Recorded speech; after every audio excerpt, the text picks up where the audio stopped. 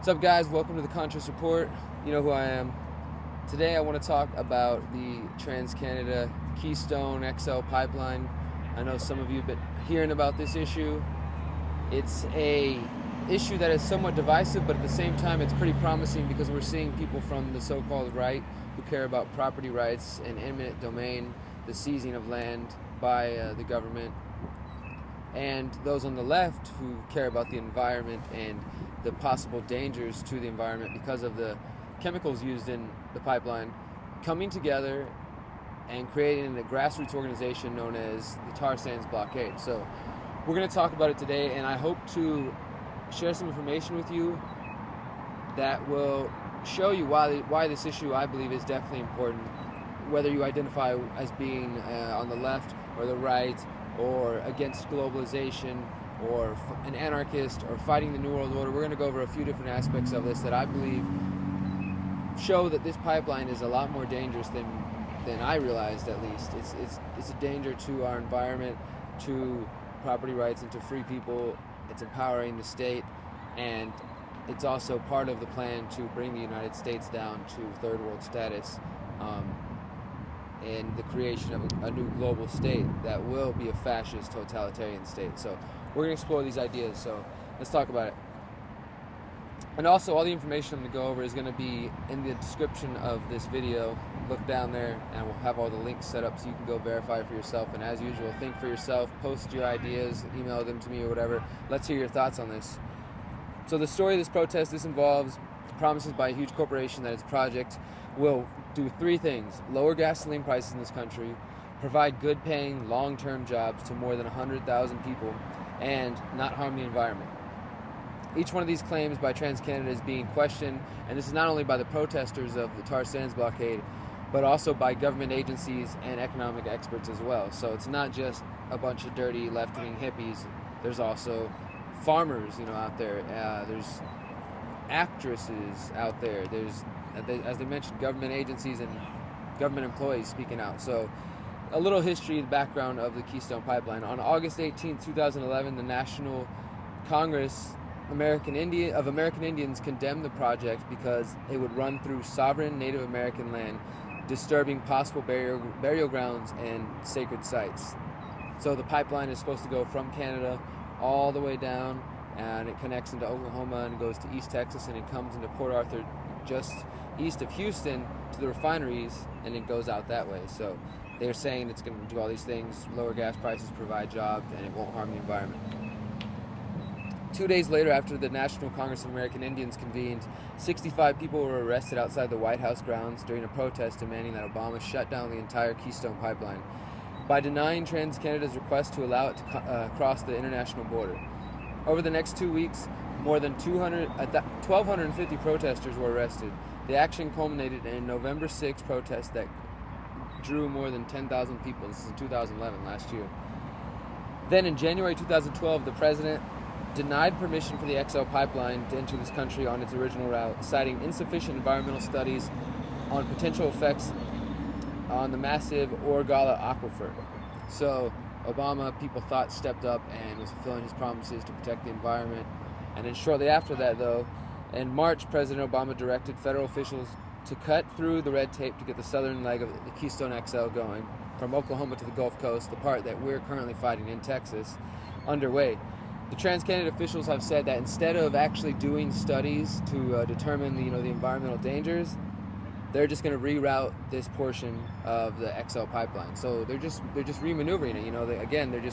This is an example of the corporatism that we have in our government, because this international company, multinational company, is working together with the government. Obviously, in some way, you could say lobbying, you could say deeper connections, but they're operating together as an octopus that maneuvers and is, as we're about to see, is really destroying this country and a danger to this entire world. So let's explore the claim that it will lower gasoline prices in this country. There's a debate going on among oil industry analysts about whether Keystone will impact gasoline prices in the Midwest. We have Philip K. Verleger, a noted oil economist. He's argued that the pipeline would increase gasoline prices actually in the Midwest, in the upper Midwest. So he's saying it's not actually going to decrease gas prices, it's going to increase them in that area. And he said that he stands by that estimate, figuring that it would amount to between 5 and 10 cents per gallon. This industry analyst says that 5 to 10 cents per gallon will rise in the Midwest, contrary to what Keystone claims. It's interesting that TransCanada, in their own fact sheet on the Keystone Pipeline, which is available online on their website, it makes no claims that it's actually going to reduce gasoline prices. Instead, it says that it will not increase the gas prices. The quote says, "The price of international oil prices has no impact on the operation of our pipeline, and we do not profit from changing market changes." TransCanada says prices are set on a global level. So they're not even really claiming that the gas prices are going to be lowered by this, although there have been members of Congress who have gone in defense of the pipeline, both Republicans and Democrats that support this, because there are people in both parties that support it, claiming that the gas prices are going to go down, and that seems contrary to other research. But again, I want you guys to comment and to post about what you think, if this is accurate. I'm sure you can find another study that says different, but there's a lot of information saying that the pipeline will actually increase prices. So will it provide good-paying long-term jobs to more than 100,000 people? There were some estimates by even Kay Bailey Hutchison out here in Texas where she quoted a statistic saying that it would create 118,000 jobs. There's some interesting information that I'm not going to explore completely that's in the same article that I will post below that goes into what they call person year of work. It's some type of some type of a number measuring system that doesn't actually equate to a full year of work, just a measurement that they use. Again, funny numbers in these supposed jobs that are being created. But it says the oil extracted from those sands, they won't be used to lower gasoline prices in the country, because the blockaders, the tar sands blockade, they're saying that it's going to be shipped overseas. The pipeline, intended southern pipeline, is to Port Arthur, a designated foreign trade zone. So Port Arthur is just east of Houston. The oil products there can be loaded onto ongoing ocean tankers, and it's a foreign trade zone. So this is like an international port, and from some of the stuff I'm reading here, it's apparently tax-free. So TransCanada can, theoretically bring whatever they're bringing down the pipe that they say is safe, that also is apparently going to cause gas prices to rise, and ship it out of the port down here in Houston. It's not actually going to bring any new jobs, as we're going to go over these claims. It says that most of the jobs are short-term, not well-paying jobs that only last a few months. Originally they had said that there was going to be this huge, thriving industry because the new Keystone workers that would be shipped in, they would need barbers and waitresses and all these different employees to come, support their lifestyles and to support them while they're living there. So create these new jobs, but that seems to be false as well, because when some of the workers are interviewed, they're asked, were you unemployed before this? And most of them were already working other pipeline jobs. So it's not like they're actually creating new jobs here. The protesters believe that the tens of thousands of promised permanent jobs will end up being only a couple of thousand temporary jobs and a few hundred full-time pipeline monitoring gigs, mostly filled by the Canadians who are already working for TransCanada. Because, in one of the interviews they say that, this is going to bring these jobs to North America. Well, Canada is in North America too, not in America. And not that, I don't want other countries to benefit as well, but let's just look at the facts of what they're promising, that this is going to help America in all these ways, and really it's destroying our country. It's apparently bringing gas prices up. It's going to cause a loss of jobs. Well, not a loss of jobs, but it's not going to create any new jobs that are actually permanent or sustainable or have any real potential. Now let's look at the claim. Is it going to not harm the environment? Is that true? The Keystone project is actually 2 pipelines that are being built by TransCanada that will cross prairies, farmland, and across iconic areas, including Indian burial grounds of the American midsection. It joins in Nebraska, and then it goes across Oklahoma and East Texas to reach Port Arthur out here in Houston. Both are intended to carry tar sands bitumen, a mix of sand, clay, water, and bitumen, a heavy black oil that has to be diluted with large amounts of chemicals, including the carcinogen benzene, just to make it light enough to move through this pipeline. So this company, or whoever's behind this, in the interest of profit, they think of a new process. They can ship oil down quickly, and they say it's in the name of helping out this country. And the only way they can efficiently do that is to jam it full of other chemicals to allow it to move fast enough through the pipeline. And as we're going to explore here, there's been a lot of spills related to these pipelines, and it's a very dangerous situation because it's only a matter of time, and if this chemical gets out, it can completely destroy large water supplies in this country, and this could be the next major disaster if we allow this to happen. However, reassurance was quickly undermined in the first Keystone Pipeline's initial year of operation. So when they first started, the pipeline had 35 spills in the US and Canada, a figure that Cornell University Global Labor Institute puts at, quote, 100 times higher than TransCanada's forecast. The number of spills caused federal pipeline safety regulators in June of 2011 to label the pipeline, quote, a hazard to public safety, and they issued a corrective action order to TransCanada. Corrective action order, what is that? It's like a slap on the wrist telling them, please don't do this again. The Global Labor Institute report suggested that the high number of spills was a result of the diluted bitumen's toxic, corrosive, and heavy composition. So the spills are related to the chemical itself that is already dangerous enough that they have to jam it full of other chemicals so it'll fly down the pipeline. And they're saying that could be the cause of the spills. The material is considerably more abrasive and therefore more corrosive than conventional crude oil. Overall, according to the report, between 2007 and 2010, pipelines transporting tar sands oil in the northern Midwest have spilled 3 times more oil per mile than the U.S. national average for conventional crude. So they're outspilling crude by 3 times. The worst of these spills, it says, occurred in July of 2010. July 25th, 2010, when a tar sands pipeline operated by TransCanada rival Enbridge Corporation ruptured and spilled in the town of Marshall, Michigan. 12 hours before the line was shut down, nearly 1 million gallons of bitumen gushed into the aquifer over there. They gushed into the Talmadge Creek and into the Kalamazoo River and downstream lake. So this bitumen, all the separate parts, they broke apart in the rivers, and it took weeks and weeks to go out there and to fish it out. And still, there's portions of that lake and river over there that are closed down to the public. And this is 2 years ago, 2 years ago. So they're still recovering. There's animals coated with oil, the usual thing that happens with every oil spill, It's just a matter of time that it'll happen on this pipeline somewhere, and it could be really dangerous. Now, I want to explore another option. We've talked about the lies. They say that it's going to decrease gas prices. That seems to be either false or the complete opposite of what's going to happen. The idea that it's going to provide jobs seems to be false, and these jobs are either non-existent or very temporary and not very well paying. And the harm to the environment, it's obviously there. There's dangers in these pipelines. So 2 other aspects, some people will say, well, look, we got to do something.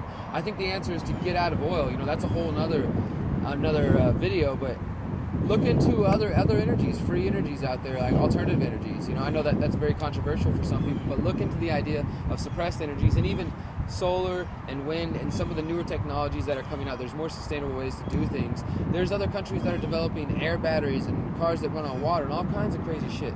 We can do this, man, but here in this country, we have this corporatist environment where the companies control things so that we're not allowed to thrive and to grow to the full potential and to reach technology. There is technology suppression that is happening in this country and in this world. You need to look into that if you didn't know that. Now, another issue is how China comes into play. And for those of you who are against the so-called New World Order, globalization, things like that, this will be of importance to you. China, as you know, is a rising superpower, and the United States is a falling superpower.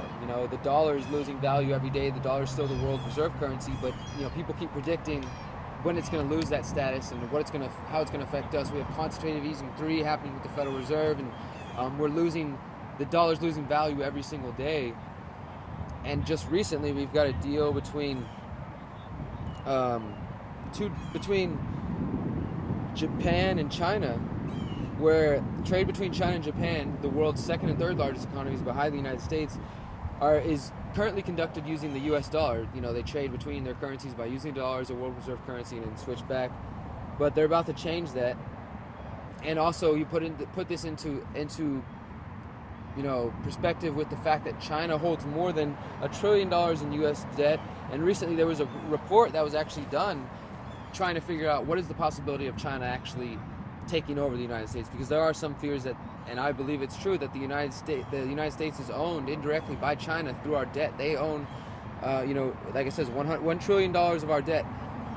It says the prospect that it might suddenly and significantly withdraw funds does not pose a national security threat, according to a first-ever Pentagon assessment. China has a few attractive options for investing the bulk of large foreign exchange holdings out of U.S. Treasury secretaries, given their extent, according to the report dated July 20th, obtained by Bloomberg News. So China is the second largest holder of U.S. government debt after the Federal Reserve. Well, weird is that? Acting at the direction of Congress, the Defense Department studied the rationale behind the investments and whether the aggressive options of a large sell-off would give China leverage in a political or military crisis.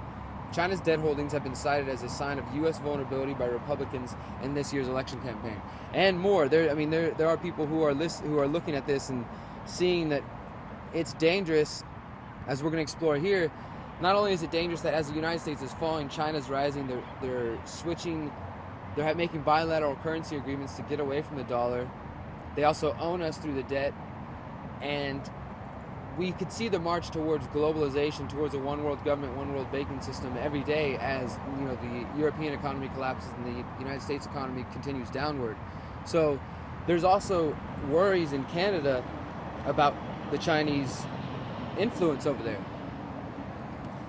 There's worries between some of the party members out there that Chinese influence on specifically the tar sands and the energy policy is dangerous, and that they're worried that not only will they be able to shape energy policy in Canada, but their ideals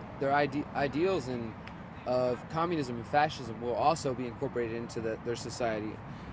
Meanwhile, as the public grows increasingly concerned about the potential importation into Canada of questionable Chinese corporate practices, and opposition politicians raise questions of possible interference with Canada's national interests, industry associations, environmental groups, and the government of Canada itself have stayed mute on this issue, but there are some who are speaking out about it. Elizabeth May, who's the leader of the Green Party of Canada, said in an interview this past week, "Any enterprise that is owned by another nation state raises sovereignty issues, but in the case of China, the security advisors to the government of Canada for a long time have expressed particular concern about Chinese influence."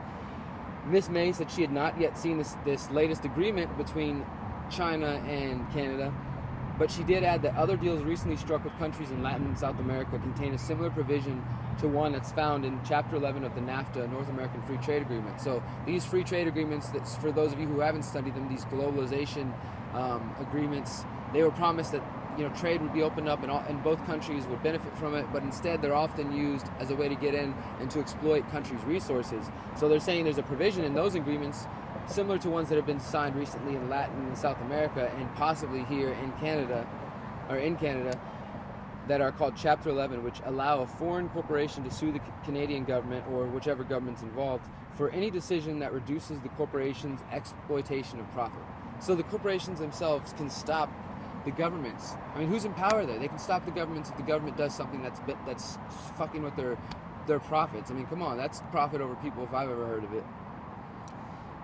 Including such a provision in any agreement with China would be so outrageous, where we'd have a situation in which not only a foreign government, but a foreign non-democratic government would be able to challenge the decisions reached by democratically empowered governments at the municipal, provincial, and federal levels in Canada, Ms. May of the Green Party said. So they're worried about Chinese influence over there. We can see the influence that China has over this country. They're one of the countries that also has already set up deals with TransCanada to get this oil once the pipeline is set up. So the pipeline is being encouraged in Canada by the Chinese government. It's going to go down there, possibly raise gas prices, and it's a threat to the environment.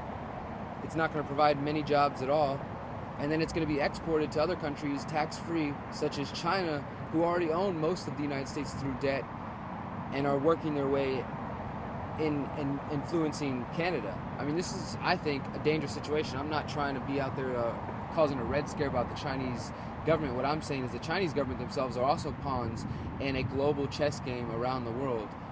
The globalists, the Illuminati, the New World Order, the 1%, whatever you want to call them, the bankers, the banksters, these people that move and shake the world, they are using us all as pawns. So what we're seeing in the United States, it's about the environment, but it's bigger than us. It's about, you know, the entire world.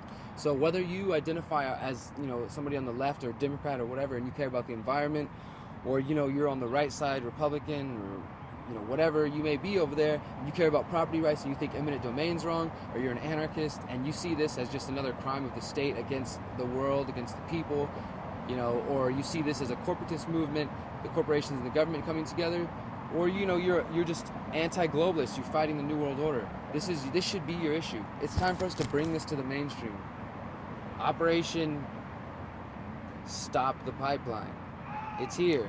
Let's do it, man. I mean, I've been watching what's going on. I plan to be taking a trip up to Oklahoma in the next few weeks to get some live video from there, interviewing people on the spot, and who knows, I might have to end up in one of those trees, because I think this is one of the most dangerous things we're facing right now, and it's one of the biggest issues that we should take on. So again, it affects us in so many ways. We need you to come together on this issue, look more into it. I'm going to put all the articles with the information that I've got from it and my research in the description box below, and post your ideas, man. I hope you guys enjoyed this video.